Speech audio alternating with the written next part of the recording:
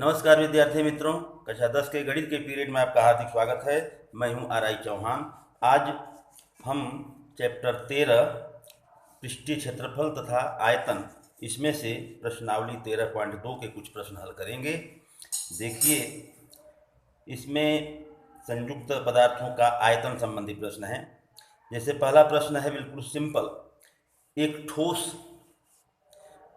एक अर्धगोले पर खड़े एक शंकु के आकार का है जिनकी त्रिज्याएं 1 सेंटीमीटर है तथा शंकु की ऊंचाई उसकी त्रिज्या के बराबर है। इस ठोस का आयतन पाई के पदों में ज्ञात कीजिए। मतलब पाई को पाई ही रखना है, मान नहीं रखना है उसका। तो देखिए, यहाँ पर हमने प्रश्न को नोट कर लिया। आकृति बनाएंगे, जहाँ संयुक्त पदार्थ हो दोस्तों वहाँ आकृति जरूरी है। लिखा एक ठोस जो है एक अर्धगोले पर खड़े शंकु के आकार का, तो ये नीचे अर्धगोला हो गया और इसके ऊपर ये शंकु है। इनकी त्रिज्याएं 1 सेंटीमीटर, मतलब अर्धगोले की त्रिज्या भी 1 है, शंकु की त्रिज्या भी 1 है और शंकु की ऊंचाई उसकी त्रिज्या के बराबर। तो त्रिज्या 1 है, इसका मतलब ऊंचाई भी 1 होगी। इसको हमने नोट कर लिया।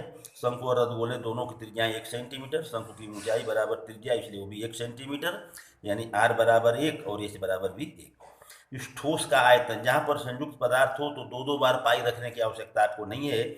उसमें से दोनों का संयुक्त पृष्ठीय क्षेत्रफल हो या आयतन, उसका सूत्र बना लीजिए। तो इस ठोस का आयतन, आयतन में कहीं कुछ निकालना नहीं है, दोनों पदार्थों के आयतन का जोड़ हो जाएगा।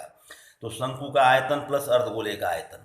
शंकु का आयतन जानते हैं 1/3 पाई आर स्क्वायर एच तथा अर्धगोले का 2/3 पाई आर का घन। अब इसमें से दो बार पाई रखने की आवश्यकता नहीं है, कॉमन कर लीजिए। तो 1/3 pi r square, 1/3 pi r square यहाँ भी कॉमन है। इसमें से 1/3 पाई आर स्क्वायर कॉमन निकल गया तो बचा एच, अब प्लस इसमें से 2 बचेगा और एक बार का आर बचेगा, 2r। 1/3 पाई, पाई को पाई के मान में निकालना, इसलिए पाई पाई रहने दिया। आर स्क्वायर मतलब 1 गुणे 1, एच का मतलब 1 और 2r का मतलब 2 गुणे 1 मतलब 2 हो गया।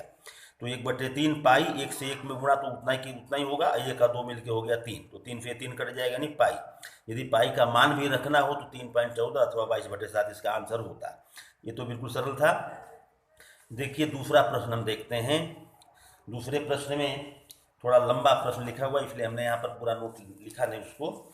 देखिए, एक इंजीनियरिंग के विद्यार्थी रचेल से एक पतली एल्यूमिनियम की शीट का प्रयोग करते हुए एक मॉडल बनाने को कहा गया जो एक ऐसे बेलन के आकार का हो जिसके दोनों सिरों पर 2 शंकु जुड़े हों। इस मॉडल का व्यास 3 सेंटीमीटर है, इसकी लंबाई 12 सेंटीमीटर है। यदि प्रत्येक शंकु की ऊंचाई 2 सेंटीमीटर हो तो रचेल द्वारा बनाए गए मॉडल के में अंतर्विष्ट हवा का आयतन ज्ञात कीजिए। यह मान लीजिए कि मॉडल की आंतरिक और बाहरी विमाएं लगभग बराबर हैं, मतलब मोटाई उसकी, धातु की मोटाई नहीं ली गई है। देखिए आकृति बना लेंगे। बनाए गए मॉडल में दोनों सिरों पर समान शंकु जुड़े हुए हैं जो कि एक बेलन जैसा है। तो इसकी कुल लंबाई 12 सेंटीमीटर। देखिए ये बीच का भाग ये बेलनाकार है, दोनों तरफ ये समान माप के शंकु जुड़े हुए हैं। कुल लंबाई मतलब यहाँ से यहाँ तक का ये कितना है, 12 सेंटीमीटर। और शंकुओं की ऊंचाई, प्रत्येक शंकु की ऊंचाई 2 सेंटीमीटर दिया गया था।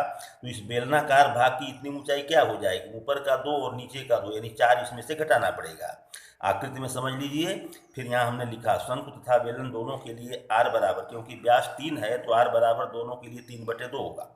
बेलनाकार भाग की ऊंचाई बराबर, तो इस पूरी लंबाई में से दोनों शंकुओं का घटाना पड़ेगा, तो कुल ऊंचाई माइनस दोनों शंकुओं की ऊंचाई, यानी h, इसको कैपिटल H मान लेते हैं। तो h बराबर 12 माइनस ये दोनों का 2 + 2, तो 12 - 4 यानी हो गया 8 सेंटीमीटर।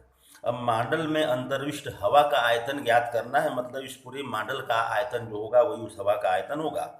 तो मॉडल का आयतन मतलब इस बेलन का आयतन प्लस दोनों शंकुओं का आयतन। तो बेलन का आयतन पाई आर स्क्वायर, कैपिटल एच यहाँ रखेंगे, प्लस दोनों शंकु, 2 शंकु है तो 2 कर दिया, 2 गुणे 1/3 पाई आर स्क्वायर एच। यहाँ पर एच इस्तेमाल, क्योंकि एच जो है शंकु का है। अब पाई आर स्क्वायर कॉमन कर लिया, तो इसमें से बचा एच और प्लस ये 2/3 बचेगा और एक एच बचेगा स्मॉल वाला। एच का मान, पाई का मान 22/7 रखेंगे, गुणे आर स्क्वायर यानी 3/2 गुणे 3/2, ब्रैकेट में एच कैपिटल एच है, यानी ये जो 8 आया था वो 8 और प्लस 2/3 और ये स्मॉल एच शंकु का तो 2। अब ये 22/7, 3/2, 3/2 ये तो रहा, ये 8 प्लस इसको हम कर ले रहे हैं, कट्टा नहीं है तो 2 दूनी 4/3। अब इस 4/3 लसअप पर करेंगे तो 3 × 8 = 24 और 4 = 28/3 हो जाएगा। देखिए यहाँ पर लिखा 22/7 गुणे 3/2 गुणे 3/2 गुणे 28/3। अब ये 7 से इसको काटेंगे, 2 से 2 से, तो ये कट जाएगा, क्योंकि 2 से 14 बार में, 2 से 7 बार में, फिर 7 से वो 7, 3 से 1 3 कट गया, 22 तिहाई 66 सेंटीमीटर घन इस मॉडल का आयतन हुआ। इसलिए इस मॉडल में अंतर्विष्ट हवा का आयतन बराबर 66 सेंटीमीटर घन, ये आंसर। एक प्रश्न और देखिए, तीसरा प्रश्न, जो कि वो भी थोड़ा लंबा लिखा हुआ है। प्रश्न नंबर 3, एक गुलाब जामुन में उसके आयतन की लगभग 30% चीनी की चाशनी होती है। 45 गुलाब जामुनों में लगभग कितनी चाशनी होगी यदि प्रत्येक गुलाब जामुन एक बेलन के आकार का है जिसके दोनों सिरे अर्धगोलाकार हैं तथा इसकी लंबाई 5 सेंटीमीटर और व्यास 2.8 सेंटीमीटर है। देखिए यहाँ आकृति में दिखाया भी गया है, यानी गुलाब जामुन तो सामान्यतः गोल आकार के होते हैं, लेकिन यहाँ पर ये लंब गोल, मतलब बीच का भाग बेलनाकार और दोनों सिरे पर ये अर्धगोल जैसा जुड़ा हुआ। तो 45 गुलाब जामुन है दोस्तों, ध्यान रखिएगा। इसको हम एक आकार यहाँ बना लेते हैं। पहले नोट कर लिया, गुलाब जामुन का आकार दोनों सिरों पर अर्धगोल लगे हों ऐसा है, ऐसे बेलन जैसा है, जिसकी कुल लंबाई 5 सेंटीमीटर और व्यास 2.8 सेंटीमीटर। अर्धगोल और बेलन दोनों के लिए व्यास जो है 2.8 सेंटीमीटर है, इसलिए r बराबर 2.8/2 यानी 1.4 सेंटीमीटर होगी। अब देखिए हमने गुलाब जामुन का ये आकार बनाया, बीच का भाग बेलन जैसा, ये दोनों तरफ जो है अर्धगोल जुड़े हुए। अब इनको समझने के लिए पूरी लंबाई ये 5 सेंटीमीटर है और अर्धगोले और बेलन दोनों का त्रिज्या जो है 1.4 सेंटीमीटर है, तो इधर भी 1.4 हो जाएगा, इधर भी 1.4, क्योंकि अर्धगोले की त्रिज्या जो है हर तरफ समान होगी।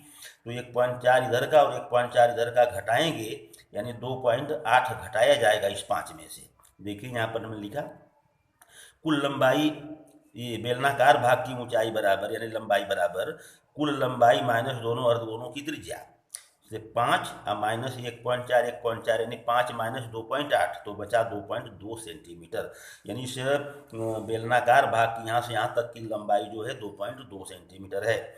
अब देखिए एक गुलाब जामुन का आयतन बराबर इस बेलन का आयतन प्लस दोनों अर्धगोलों का आयतन, तो ये बेलन का आयतन πr² प्लस 2 गुणे अर्धगोले का 2/3 πr²। अब इसमें देखिए πr² दोनों जगह से कॉमन है, तो πr² कॉमन ले लिया तो बचा h, अब प्लस ये बचा 2 दूनी 4/3 और एक r। अब देखिए तब 45 गुलाब जामुन थे, इसलिए गुणे में 45 भी कर दे रहे हैं साथ में, तो 45 गुणे पाई का मतलब 22/7, r² यानी 1.4 है, तो 14/10, 14/10 2 बार लिख दिए, और ब्रैकेट में h 2.2 और 4/3 गुणे r जो है 1.4।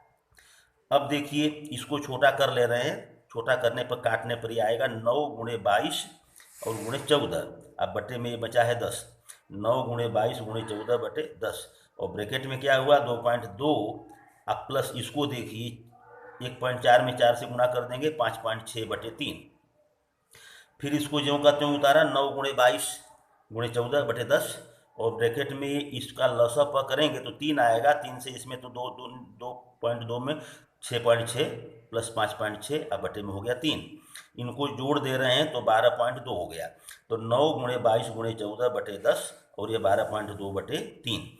इस 3 से इसको काट दे रहे हैं 3 बार में, 12.2 को 122 करेंगे तो बटे में एक 10 आ जाएगा, तो ये हो गया 3 गुणे 22, 22 यानी 66 गुणे 14 और गुणे 122 हो गया, बटे 10 गुणे 10 यानी 100 नीचे का हो गया सेंटीमीटर घन।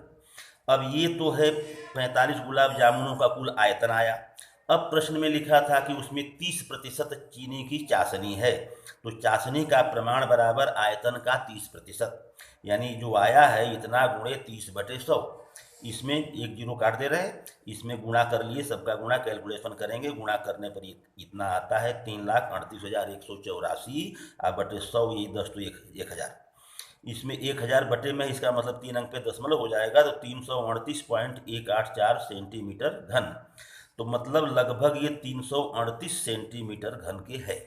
तो अतः 45 गुलाब जामुनों में लगभग 338 सेंटीमीटर क्यूब चाशनी होगी। ये रहा आपका आंसर। थोड़ा सा जटिल प्रश्न था, इसलिए इस प्रश्न को दोबारा रिपीट करके वीडियो को दोहरा लीजिए। आशा है कि समझ में आ गया होगा। आगे जो है इसके और प्रश्नों को हम देखेंगे, अगली वीडियो में और प्रश्नों को देखेंगे। तब तक चैनल को लाइक कीजिए, सब्सक्राइब कीजिए और दोस्तों में शेयर कीजिए। धन्यवाद।